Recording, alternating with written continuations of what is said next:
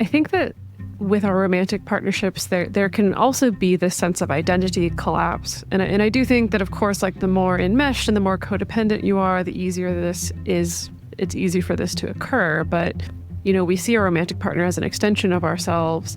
We can come to identify with couplehood with this other person in a way that we may not necessarily with friends. And I think that's why anything they do that can upset us or get under our skin can feel that much more intense and spicy, because there's a little bit of this collapsing ourselves into this other person. And therefore, when they act in a way we don't like, that can feel much more threatening to our sense of self.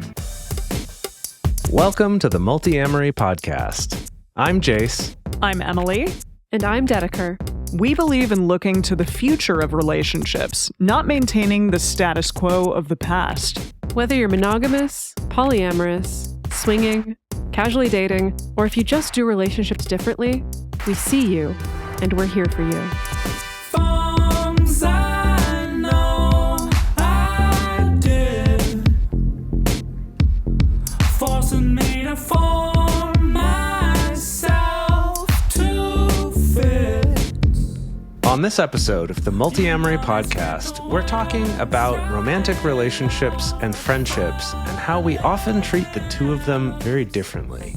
One might think that our romantic partners are the people we have the most important and intimate connections with, but sometimes we don't treat our partners with as much respect and kindness as we do our friends. Why do we do this, and what can we do to create more understanding in our romantic relationships? Why don't we give our partners the benefit of the doubt? If you're interested in learning more about our communication tools that we reference on this show, you can check out our book, Multiamory: Essential Tools for Modern Relationships, which you can learn about at multiamory.com/book, or you can pick up at your local bookstore. To start off here, have the two of you ever had a friend who maybe was a little bit on the flakier side or wasn't really phenomenal at responding to text messages? Maybe there were other qualities that weren't the best, but you still really had a nice time with them and you loved having them in your life and you could kind of overlook those things about them. Have you ever had a friend like that? Yes, completely. It's actually something that recently has caused me like a tiny bit of distress because... Oh, really? Well, because I've been thinking about that, right? That I have a friend who's expressed some certain life decisions recently where I've kind of been like, I don't know if I can endorse that, but like you're my friend and I just kind of want to validate you and hold you up.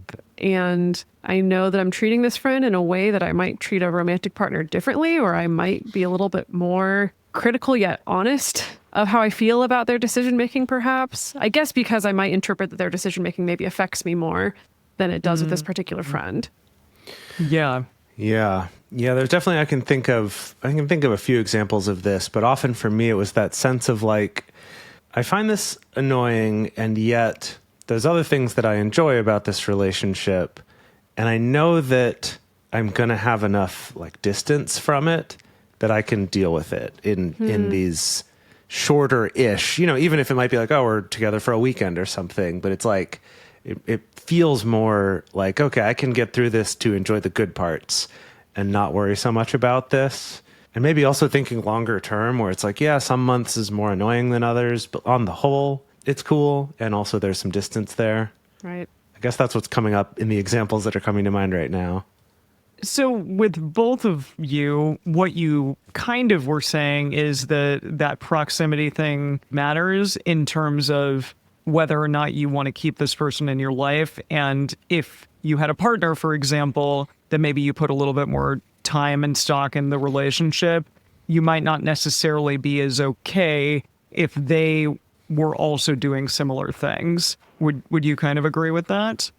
Yeah, it's weird. I'm thinking about the honesty thing, and I know we'll get into this later in the episode too, but like Dedeker was saying, that I think that with romantic partners, in some ways, it's like you're more likely to talk to them about things that bother you, and so you could look at that as being more honest.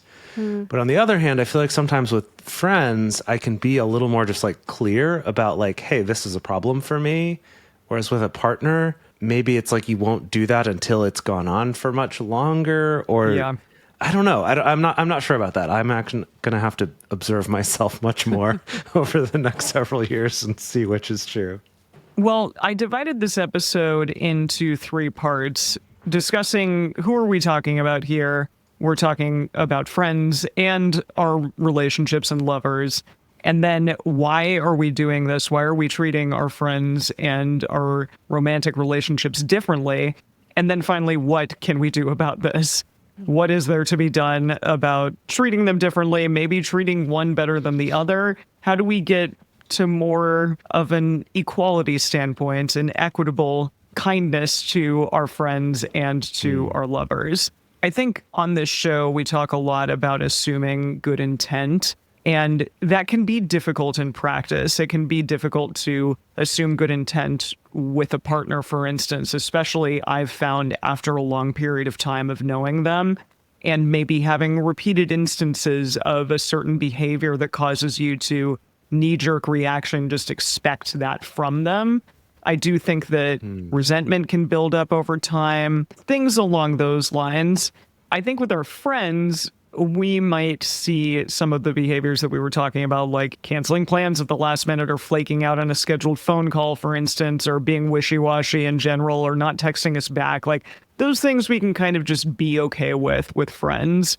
But with a romantic relationship, that's not necessarily something that we would offer as much leeway to.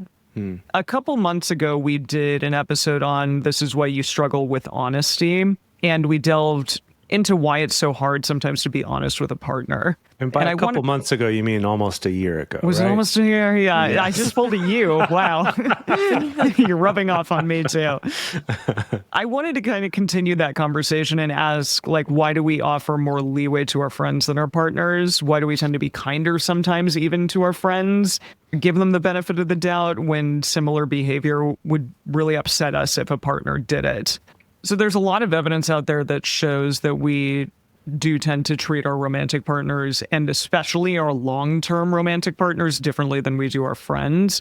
I think it's safe to say that sometimes we treat our friends better than we treat our romantic partners. That's kind of sad, and especially when we look at the fact that our partners are supposed to be the most important people in our lives. I mean, this is sort of the rhetoric. This is the thing that they teach us, especially in monogamous settings, that romance and our romantic partners are at the top of the heap. And even though that might be the case, a lot of times we're not as kind and understanding to our partners as we might be to our friends. Yeah, it's kind of making me think a little bit of this like boomerang effect though, right? Because when you're in NRE, that new relationship energy, and it's like this person can do no wrong, they're wonderful, I want to spend all my time with them, often at the expense of our commitments to our friends, like we've talked about before. That's but then it's like interesting. once that wears off, it's almost like the pendulum swings back the other way and then just stays stuck on the other side where we don't treat the romantic partner as well as we do our friends in terms of giving them the benefit of the doubt or things like that, like you're talking about. So I just wanted to throw that out there because it occurred to me that like there's a little bit of kind of depends where you are in that cycle. Sure. And so with all of this, maybe keeping that in mind, that this might be more likely to show up in longer, more entwined relationships. Absolutely. But I'm curious, maybe not always. Well, yeah, I mean, that's a really good point. I think it is that novelty seeking to a degree as well, because those newer relationships, we might be on our absolute best behavior in those new relationships, but in the established relationships, not so much. And I think that that becomes really tricky, especially for somebody who has been with you for a while, to not see that behavior and be like, what the hell? Why are you treating me like this? And then everybody else gets to see the best versions of you. So there are some studies out there about basically why friendships are so important for our well-being. So there was a study called Associations Among Relational Values, Support, Health, and Well-Being Across the Adult Lifespan. This was by William J. Chopik in 2017. It was published in Personal Relationships. And he conducted 2 different studies which asked, is the link between close relationships and health and well-being static across the lifespan, or are the benefits most evident in older adulthood when concerns about physical health are greater? And he did 2 different studies. They were pretty dang big studies. One of them was 271,000 adults. Wow. Yeah. And okay. it was, a cross-sectional survey. And they found that valuing friendships was related to better functioning, particularly among older adults, whereas valuing familial relationships exerted a static influence on health and well-being across the lifespan. So basically that means like friendships, you get more benefits from that, even or especially when you are an older person, as opposed to just having like strong family ties or strong family bonds. Yeah, interesting. That the family bonds kind of stayed consistent regardless of age, but the friendships became even more correlated with health and well-being as you got older. Do you know, though, because the thing that always trips me up with these studies is that the definition of family can change because, like, when people get married, for instance, sometimes they get categorized under that family category as opposed to like a romantic relationship. Did the study clarify that at all? I do think that this was looking specifically at family, meaning marriage, and therefore like the immediate family that is around you. But the people outside of that sphere were the ones that mattered more in terms of higher health benefits, for instance.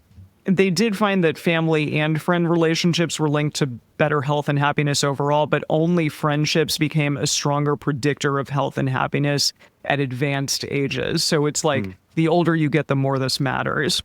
Yeah, wow. And then there was a second study, a longitudinal study of 7,481 older adults. And it showed that strain from friendships predicted more chronic illnesses over a 6-year period, and that support from spouses, children, and friends predicted higher subjective well-being over an 8-year period. So there's the potential for strain on friendships. That's going to maybe cause more chronic illness in your life, potentially. Seems like you get more bang for your buck from valuing your friendships, but there's also the risk that it could harm you. Harm if you, have yeah. strain. Yes, yeah. Yeah, like the loss of those could be greater, Sure. have a greater impact. However, it is clear that support from spouses, children, and friends, like all of those together, predict higher well-being if you do have that support. So That's true. it seems like both types of relationships are really important, but it's interesting that both find how important friends are, especially as you get older. That's really interesting. Well, and he noted that friends can help prevent loneliness in older adults who maybe experienced bereavement, or if you can get important people in your life, then that's probably going to help you feel better, especially if you're not like going to the office every day, or if you had a spouse die, for instance. The second study I found was called The State of American Friendships, Change, Challenges, and Loss. And it was just a survey by the Survey Center on American Life that was done in May 2021. They were looking at stuff after the pandemic, for instance. They did interviews among a random sample of 2019 adults that were over the age of 18. And it found that Americans with larger social circles are less likely to report feeling lonely or isolated. And this made me think about the fact that especially in the nuclear family model that so many people get themselves into, that you tend to potentially not have as many friends or not as many points of contact with people outside of that nuclear family. Sure, yeah. Right. And that can cause you to feel a lot of isolation. And during the pandemic, for instance, I mean, often those were the only people that you ever were around. And of course, there's a potential for more depression, especially with that huge period of isolation. They found that basically the more friends you have, the happier you're going to be, which is really interesting. I'm not exactly sure why that is, but they were finding that, for instance, more than half, 51% of Americans with 10 or more close friends, and nearly half, 49% of those with 6 to 9 close friends, reported being very or completely satisfied with their personal health, for example. In contrast, only 29 and 30% of Americans with no close friends and one close friend said that they feel very or completely satisfied with their physical health. So this is like social isolation versus your feelings of well-being and even your physical health and just how satisfied or not you are with us. So again, having close friends seems to matter a lot. And I think that makes sense. Who has time for 6 to 9 close friends? Well, I mean, I'm the Goodness. introvert over here, right? Yeah. Sure. That's an sure. interesting Still, I'm point. just like, wow. I wonder what counts as a close friend for Yeah, this. We don't quite know that.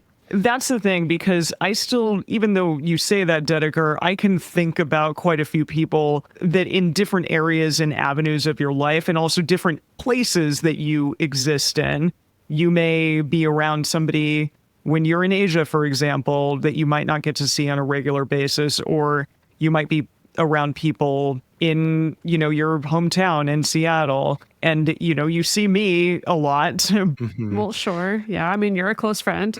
I just tallied up your close friends that I can think of on my you fingers, tallied up Dedeker, Dedeker's close and- friends? Wait, my close friends? Yeah, and I'm at least 7 already. There you go. I think See? you're doing great. Yeah. Send me a Exactly. list. Okay, sure. I'll email that. She will to you. review that list. No, Yeah. really though, send me a list. Okay, great. No, exactly. So that's good. I mean, 6 to 9, you're already there. Yeah. We'll So see. I'll be the judge of that. okay. So we've established that, friends are really important. And that's something we do like to emphasize on this show, is how valuable it is to not just prioritize romantic relationships, but also the other types of relationships in our lives. And romantic relationships, though, for a lot of people, have this special place. They're wonderful. They can bring a lot of joy, and a lot of people really seek out those kinds of relationships. But they can also be a source of a large amount of conflict in a person's life, and even become a major source of unhappiness. We've definitely seen this. Like, you can think about sitcoms. That's like half the joke, is how miserable your partner makes you. Or like stand-up comedy. Maybe that's an even better example. You're thinking about Like- boomer stand-up comedy specifically. Sure, yes. Boomer stand-up comedy and boomer sitcoms. Yeah, it's all about that. Oh, my spouse is such a pain in the butt. Oh, they're always nagging me. Oh, they're always being so stupid. Oh, they're always doing the wrong thing. Like, whatever it is. But I think in real life, it's less funny. And often we can end up really unhappy in those relationships. And we can sometimes not quite understand why that is.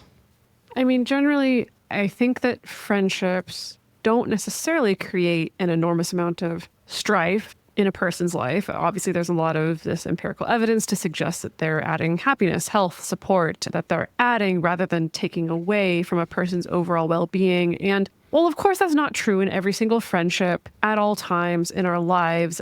I think that we can feel into this sense that, like, maybe my friends feel a little bit more neutral, maybe a little bit more safer, and like my romantic partner or partners can carry more charge with them. And maybe there's something about us being able to sense this subconsciously. Maybe that's why it's easier for us to offer understanding to our friends, less understanding to our romantic partners, potentially.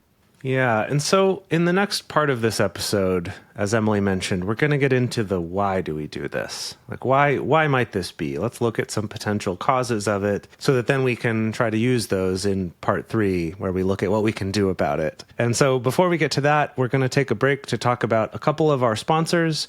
Really, please take a moment. Check them out. If they sound interesting to you, if you use our promo codes or the links in our episode description, that does support our show. Or if you would rather support us directly and get early releases of ad-free episodes and get access to our awesome discussion channels in our Discord server and our monthly video processing groups, you can do all of that for a sliding scale, pay what you can, at multiamory.com/join. Now let's get into talking about why it is that we sometimes tend to treat our romantic relationships differently than our friendships, especially when we've been with a romantic partner for a long period of time. And time is the first reason.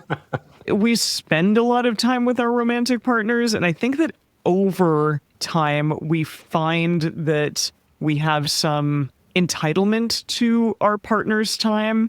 And you might feel like, wait a minute, if this person wants to spend their time doing something else, that's kind of an affront to me. It was like they're taking that time from me. Exactly. Yeah.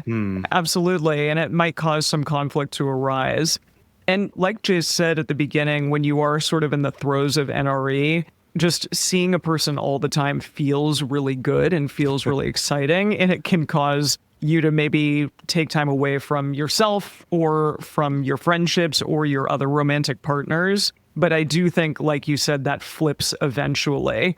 And it's something that I've found, especially in my longer term relationships, is the longer that I spend with someone, sometimes the less I actually know about them and what's going on in their inner world, because you have all of these preconceived notions and cognitive biases that have built up over a long period of time. And those are the things that you default to when you're looking at them, when you're thinking about them. When they start to say something and you're like, oh, I know what that reaction is going to be like. And so instead of actually listening to your partner and actually realizing like, wait a minute, let me just take a minute here and hear what they have to say, you automatically default to kind of the worst case scenario or a shitty reaction. Yeah, Dedeker, what was that study? Do you remember we talked about this a while back, a couple years ago probably? I'm not going to be able to remember the specifics of the study, but it is about that like as we spend more time with people, we actually get worse at predicting what they're thinking and feeling because we've built up a whole narrative already of what we think that we know about them that doesn't leave a lot of room for them to show up in a different way. I found that to be so true and such an enormous cause of conflict in my relationships, but like with both myself thinking those things and my partner thinking those things about me. Sure. Yeah, definitely. I think the thing about that study was that not only were people who'd been with someone longer were worse at predicting what they would react to things or what they would think, but were more confident that they were correct. Yeah. So it was like on both sides. It's like you think more and more that you know while you actually know less and less. So it's kind of a double-edged sword there. The next one is proximity. So we kind of talked about spending a lot of time with this person, but if you think about romantic relationships where we're likely either seeing this person really often or often living with this person. And there's like a physical aspect to that proximity of just being in that space where suddenly the decisions that they make about their personal space are decisions they're making about your personal space as well, right? And while playing house and interior decorating can be fun and exciting, it also shines light on those little differences, and that suddenly those little differences are not just, oh, that's kooky and fun to see what's happening over here, and it's, oh my God, it's up in my shit right now. I'm really annoyed by this thing that otherwise I might find charming or at the very least overlookable, something that you can get past. And so these small differences can really add up to something that causes conflict when they're right on top of you all the time and not in like the sexy way. Yeah, I mean, and I think we've seen that play out whenever people do decide to live with their friends. That sometimes that can go great. That's true. Like, of course, sometimes that can be fantastic and just like a dream arrangement. Because yes, it is possible to live with people, whether they're your friends or romantic partners. But sometimes that can really ruin friendships also because of that proximity feature. Yeah, actually, one of the friends I was thinking of in the earlier example was, it was a lot harder while we lived together because all that stuff was right in my face versus you got your space and I can deal with it for a weekend or, when I come over to hang out, but it's not my space all the time. So definitely. Yeah. And I think novelty can be a part of that, right? Like, especially if we're talking about living with a romantic partner, that like the more novelty goes away. The less space there is, the less area there is for actual novelty, right? I mean, like Esther Perel has written so many books about this specifically versus like our friends. Often there is this built-in sense of there's this distance, there's this independence, there's this space. And maybe there is, I mean, I don't know, like there's this romanticized idea in our romantic partnerships about the mystery, they're trying to be a sense of mystery that keeps desire going. And maybe like our friendships, even our ones that have lasted for a really long time, maybe there's always that little sense of mystery because we're not with them 24/7 necessarily. Not all up in their face constantly. Yeah. Maybe it's easier for there to be opportunities for finding novel experiences, for instance. I almost feel like with friends, even falling back into your old jokes or your old way of being is itself novel if it's a friend that you're not seeing constantly. Sure. Right? Yes. Like if it is that friend, like I can think of one that, we'll get together every, I don't know, a month or 2 or 3, it can kind of vary. And there is a novelty, even though we mostly do the same stuff and make the same sort of jokes every time. Another thing to look at is the sense of perfectionism that we tend to have with our partners. When you're in a monogamous relationship and you only have one partner, there's sort of a tendency to place all of your eggs in that partner's basket and hope that they are going to be the one to solve your issues, to fill up the holes that you have from your family of origin or whatever the heck it is. And, that they're going to be perfect and going to be everything to you at all times. And I think that places a lot of pressure on a relationship, not just the person feeling like, oh God, I have to be perfect for my partner all the time, but you putting pressure on that relationship and saying like, yeah, I want this person to do the best and be the best that they possibly can be, because it is kind of a reflection on me and on the relationship. And there is this sense that partners have to fulfill all of these different roles, meaning, they're your sexual partner, they're your confidant, they're your best friend, maybe a co-parent or a coach or your scheduler, etc. Just all of these different things. And again, that's just so much pressure to put on a relationship. Yeah, definitely. And I think that this is something we've talked about before with monogamous relationships. When people come in realizing that this person shouldn't be all of those roles, you're more likely to have a happier, more satisfying relationship that can stand the test of time. And so it makes sense that pressure would also mean any criticism you have of them is like a bigger deal if you're trying to have them fill all of these roles. Because it's then like, oh no, if you're failing at these, you're the one who does all of these jobs. You're the one that I expect to do all of these things. So that can feel like a more critical failure. It's not like, okay, maybe I'll have a different workout buddy than this one. It's like, oh no, they have all got to be in this one basket. I want to come back to honesty, which we mentioned a little bit before. And so honesty is, often one of those things that's cited as one of the most important aspects to have in a romantic relationship. People can be really radically honest. Maybe that's the person you admit more things to. They get to see you on this day-to-day basis. You can't hide as much from them. However, sometimes this can result in that partner being the one who sees the worst sides. Maybe is a harsh way to say that, but it's like they see all the messy sides that you might keep from other people. Yeah. Right. And that's on like a day-to-day basis of just like they're the one who sees you when you're sick and your friends probably don't as much. Or just, the things you do that are a little shittier, like playing video games when you're supposed to be working, or maybe being dishonest to a friend or a family member about why you can't hang out with them. It's like they're privy to more of that kind of stuff. On the other hand, though, I think there are certain ways where we can be less honest with our romantic partners, maybe because of that pressure. And this is the one I haven't quite wrapped my head around why this is. Like, maybe it's because if I'm honest with you and you get upset with me and you're my friend, I can trust that you'll brush it off or we'll get past it. Versus if you're my romantic partner, I'm stuck in this house with you and I'm going to suffer because of it. Or even if we don't live together, it's like, oh, I'm going to suffer more because of this, because it's going to affect my sex life and a lot of my social life and all these other things. Like there's a feeling of like you can't escape from the consequences of it, perhaps. I'm just brainstorming here, kind of different ideas why that might be. But I think in certain areas we can be more honest with romantic partners, but in other areas not.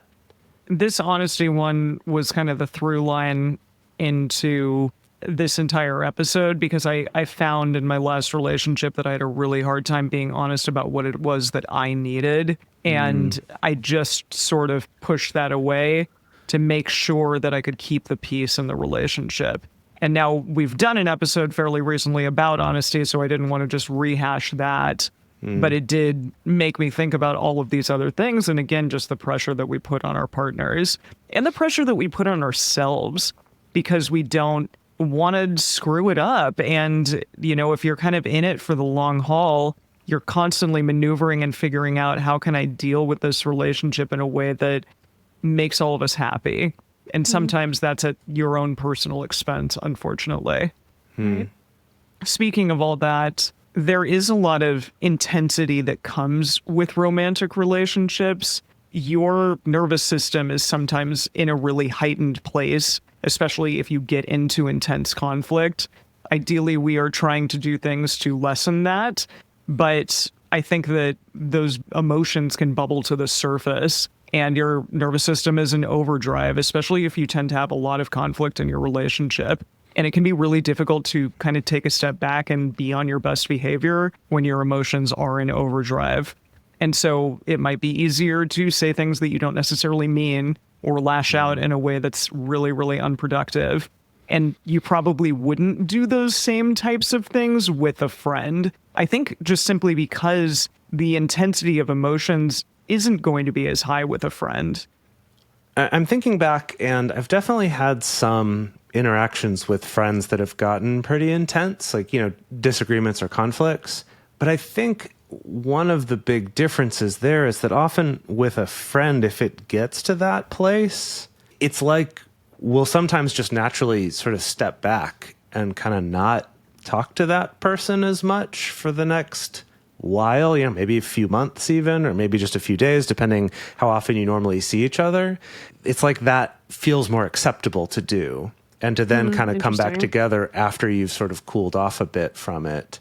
Now, maybe it's different with a roommate, of course, but I'm thinking of a friend that you don't see that constantly, that there can be this kind of natural cooling off period that no one panics about. Whereas I think in a romantic relationship, that kind of we're cutting off contact even for a few days, or that like we're taking a break, can stir up more of those feelings of like, oh no, this is all falling apart. This is ending. Yeah. This is bad. Yeah.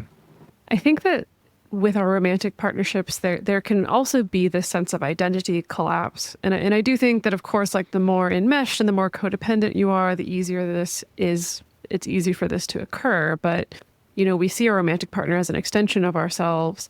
We can come to identify with couplehood with this other person in a way that we may not necessarily with friends. And I think that's why anything they do that can upset us or get under our skin can feel that much more intense and spicy, because there's a little bit of this collapsing ourselves into this other person. And therefore, when they act in a way we don't like, that can feel much more threatening to our sense of self. Yeah, it's almost like that you're bringing shame on our family by what you're doing, and so it's my business. Sure, yeah. Well, it's a reflection of your choice to be with them. Mm-hmm. Yeah, that too. Yeah, and I think often we will tend to conduct ourselves sort of as a unit, and other people will see us as a unit. And so, yeah, there is that sense of like, you kind of are my business in a way that you aren't with the friend. Yeah. That's a weird way to say it. Yeah, but that I is guess a weird way to say it, Chase. But I think that's kind of how it feels sometimes, or at least that's what it seems like when people can nitpick things like that about like, oh, why did you say that thing? Or why'd you do that in a way that we wouldn't to a friend? And then I guess the last one here is that sometimes just the lack of novelty and this overall feeling of, well, they're around all the time, it can be easy to take a partner for granted, and we can become bored of the relationship, and we can seek things to bring us excitement. Maybe conflict could be one of those things. And with friends, because you don't see them as often as you see partners, you're less likely to feel bored with that, or just sort of like, oh, we're falling into the same thing. And if we are bored, it also means we're less likely to want to work on the relationship, to move it past the place where it is, because it's just like, oh, it's just there. It's not a thing I'm actively doing anymore. Again, that's sort of that shift from the new relationship energy phase where we're like, oh, I'm building this relationship, to then we can end up in this sort of complacent, taking it for granted. This isn't a thing I'm focused on working on. It's just there now. I've locked that down, secured that, squared it away. Nothing to worry about anymore. Which I think most of our listeners, if you're here listening to this show, you're already aware that that's not something that you want to do in your relationships, but it can be a hard tendency to fight against. This topic's so interesting because it's something where we're really trying to remember back through all our different experiences and kind of putting ourselves mentally in different situations.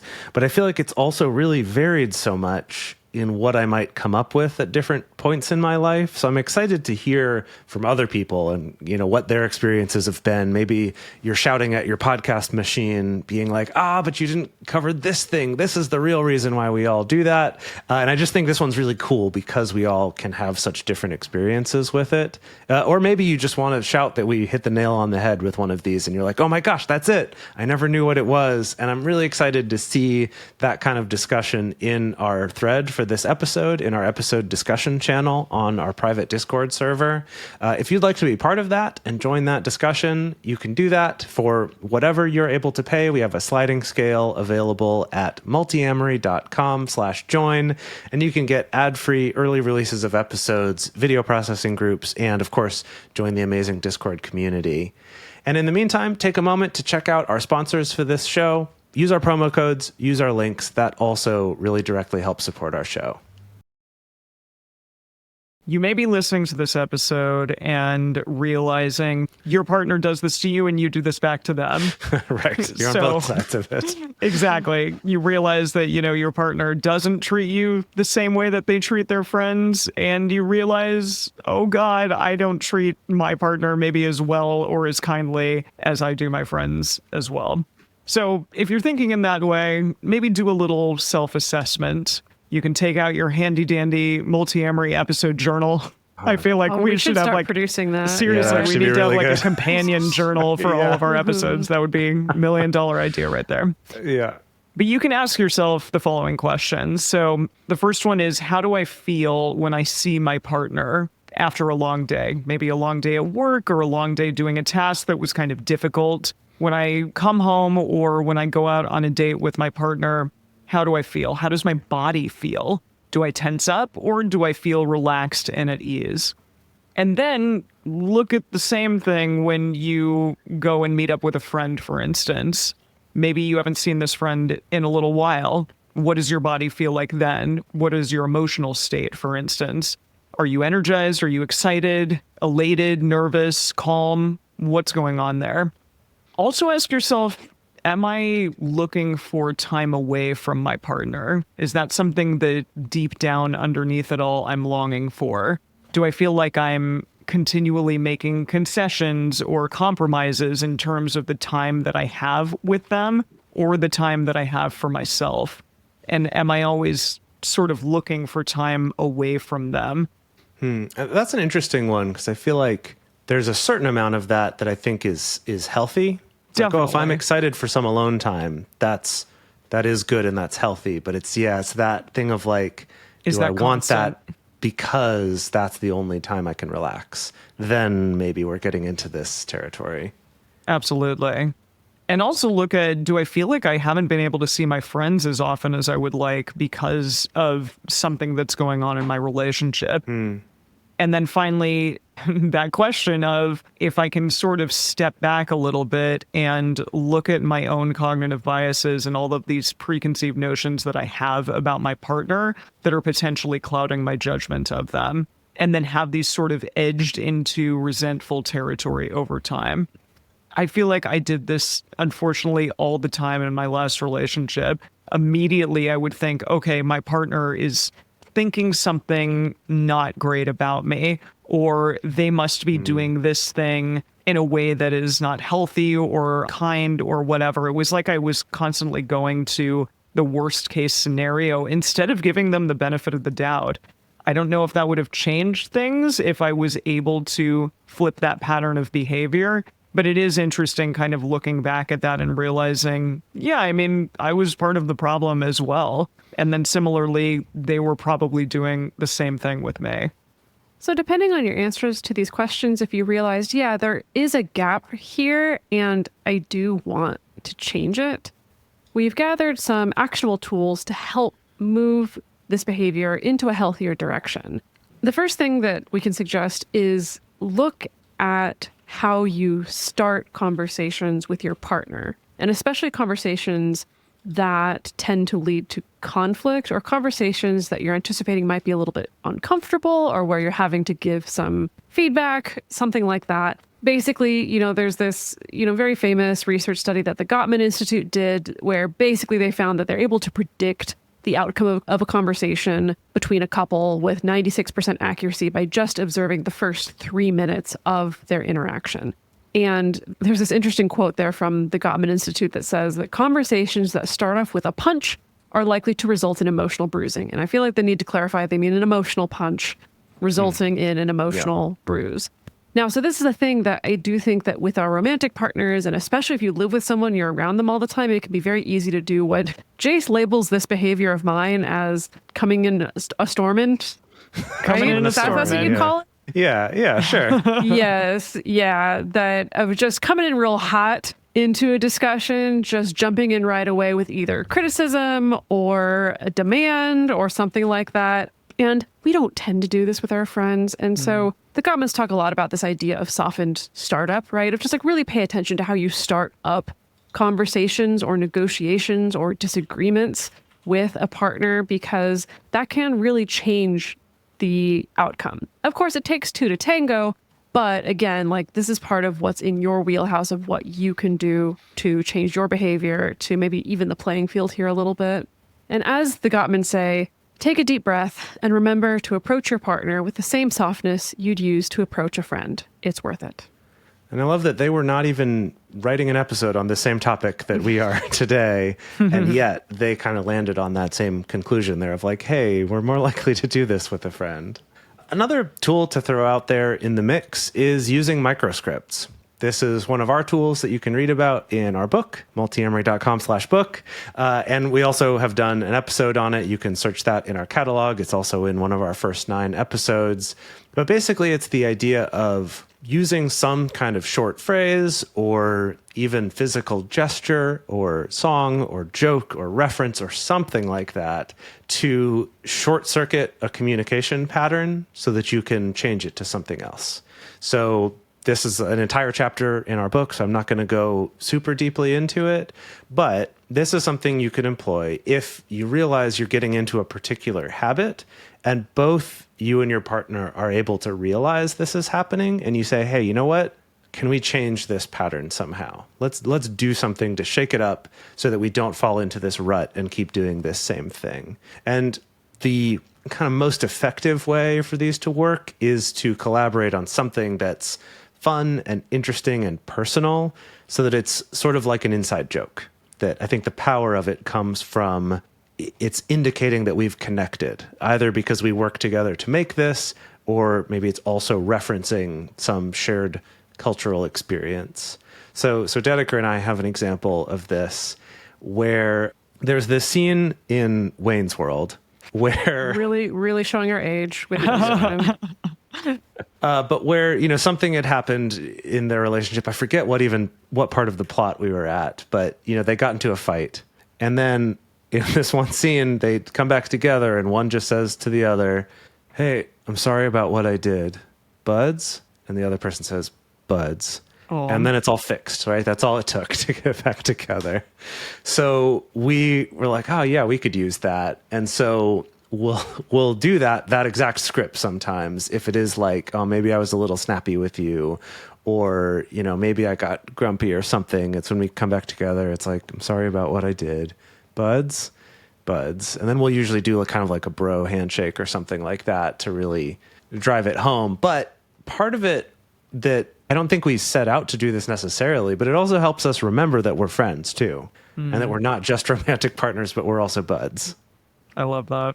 But I think the key is find something that works for you, right? Find something creative that's silly that works for you and that feels fun, and that you can do it even in low pressure situations too, to kind of normalize it in your relationship.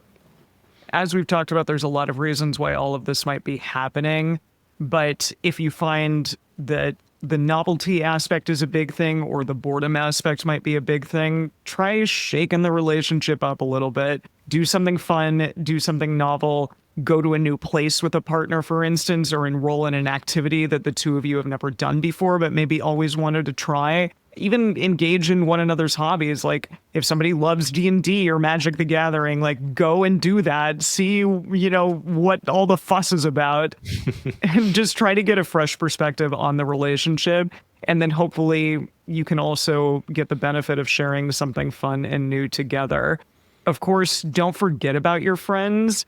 I think that as we have talked about, there's so many benefits to friendship, and it also allows you to get new, fresh perspectives and then just go back to your partner and realize like, hey, I love the fact that I can have my partnerships and I can have my friendships. Both of those things are important to me, but they are two separate things in my life. And I'm not going to be resentful of my partner because I get the opportunity to have both. I think, especially if you find like I'm getting in a situation where I'm not able to spend as much time with my friends because of the expectations of my relationship, try to change that and try to make sure that you are absolutely spending time with your friends and foster and cultivate those relationships.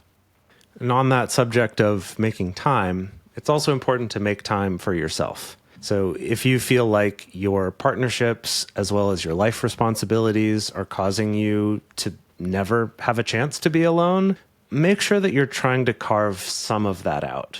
Now, depending on what's going on in your life, this may look like, oh yeah, I have a whole evening that's to myself that I don't make plans with anyone else every week.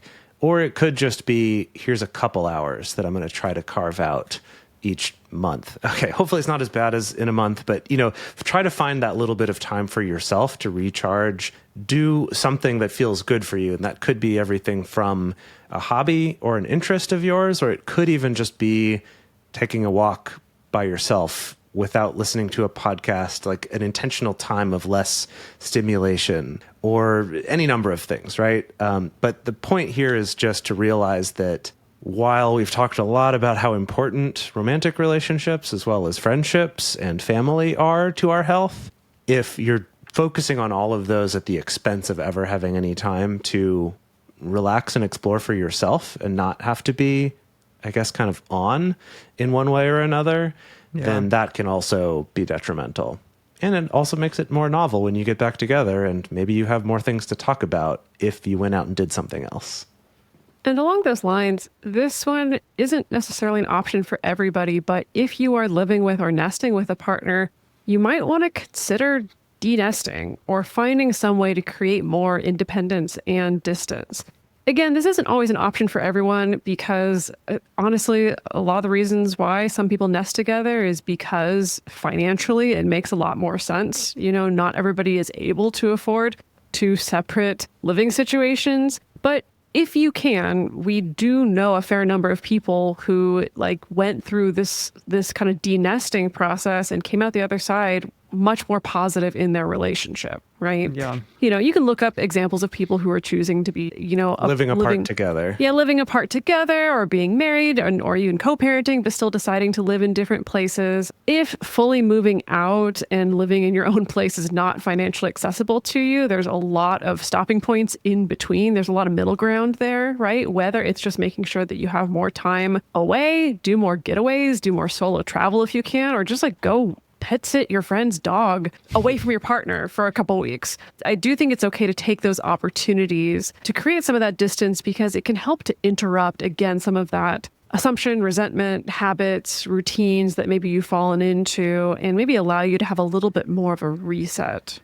Something I will say about this is that if you haven't been doing it, it can be really hard to intentionally create that space, like the pet sitting example of if your default for however long has been, oh yeah, my friend needs a babysitter or a pet sitter or, there's some opportunity, I'm going to go do this and I'm going to bring my partner with me. I'm going to try to coordinate it with their schedule. And doing it the first time can be really scary, but I've found that for a lot of people, if they're doing it intentionally and not in a spiteful way, is really beneficial. And often you can end up really looking forward to those times of getting to be apart because you get that excitement of getting back together. And it's not like, oh, we're going to be apart for a year or something. It's a weekend or even just an evening or something.